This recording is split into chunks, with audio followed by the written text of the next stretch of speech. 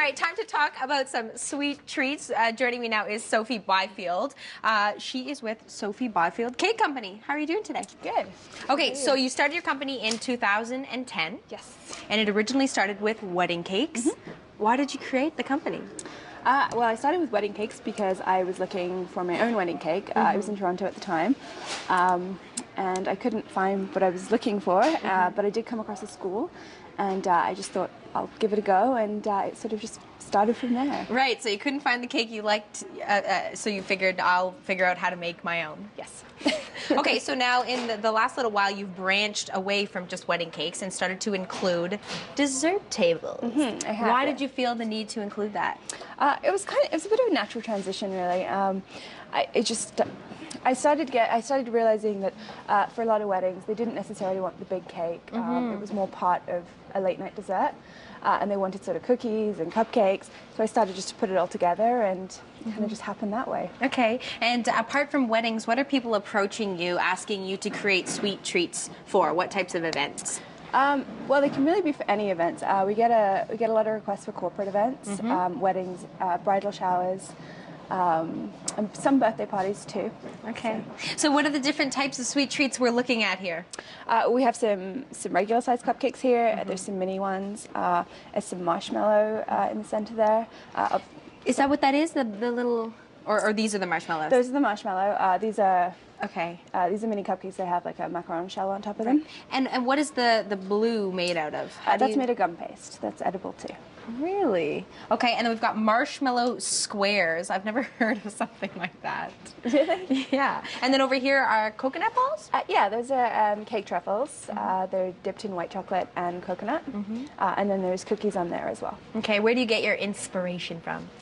Oh my goodness, inspiration comes from so many different places for me. A lot of the time when I'm putting an event together, it'll come from a theme that they've already developed. So they're just coming to me and saying, right, this is our theme, can you put something together for it?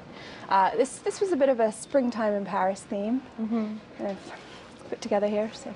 Right, and then, okay, so you created all of these goodies, but you've positioned them on things that you actually found around the house, right? Yes, so for a lot of these ones, I put together something that could be done at home. So the cake stands, they're pretty easy to find. If you don't have them, you can easily make them with candlestick holders and plates. But then I've got here like a duck that was in the living room. A random duck? A random duck. Put a little Easter bow on him. Yeah, there you go, and he's part of the display. I have a jewelry box here that I've used to display the cookies, and the cake balls, the cake truffles are in a candle holder. Really? Okay, so you were telling me about the background to the jewelry box. Are they actually cookies? Yes. Yeah, they're cookies that were stuck together with edible.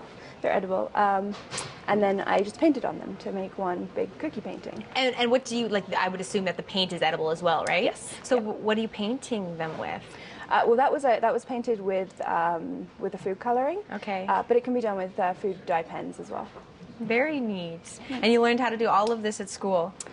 For the most part, yes. Yeah, and I'm sure along the way as well, with a little bit of trial and error. Yes, okay. Definitely. So if people head to SophieBifieldCakeCompany.com, they can get a hold of you that way. Yes, they can. If they're looking for you to supply some sweet treats for their next event, and I imagine you would probably discuss with them what they're looking for and then adapt from there. Yes, yep, that's the way that it works. Sophie, it was such a pleasure to meet you. Nice meeting you too. Thanks so much for coming in. All right, after the break, we will be teaming up with Brook Street. They're going to help us figure out what we can do with all of those Easter leftovers. In the meantime, if you're looking to get a hold of us, we're here at 87 George Street, K1N 9H7 in Ottawa, or send us an email, ottawa.morning@ctv.ca, or pick up the old telephone, 613-789-0606.